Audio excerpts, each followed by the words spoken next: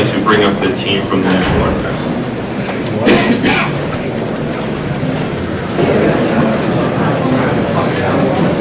Thank you for this opportunity to introduce you to the work of the National Classification Center. As part of the National Archives and Records Administration, the Center is made up of National Archives staff, as well as many expert document reviewers from the various government agencies and armed services who have classification and declassification authority over their information. We all share the National Archives mission to provide all people with the opportunity to learn more about the U.S. government through our permanent historical records. The National Declassification Center's mission, of course, has an additional caveat. We must always take into account potential impact on our national security, at the same time remaining committed to a free flow of information to all audiences. The Center was established by a December 2009 executive order and a presidential memorandum, primarily in reaction to the inefficiency in the government's declassification processes.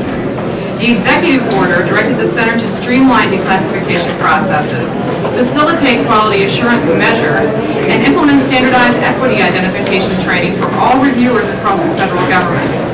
The presidential memorandum said to do all that and to release or properly exempt by the end of 2013 the 400 million pages of federal records 25 years old and older, previously reviewed in some manner and accessioned at the National Archives. 400 million pages is a daunting goal. It all has to be done. How could we best tackle it? Using an ongoing type of inventory, we determined what review process had been completed on those 400 million pages.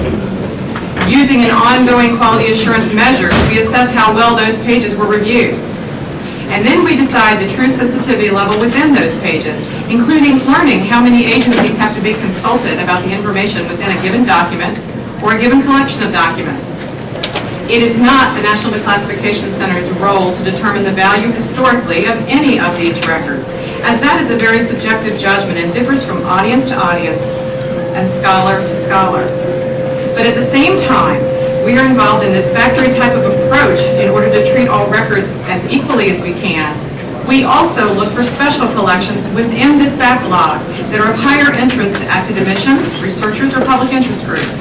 Sometimes we respond to a request made to our blog page, or, as in the case of the Katyn collection, a letter from Congresspersons Kaptur and Lipinski to President Obama.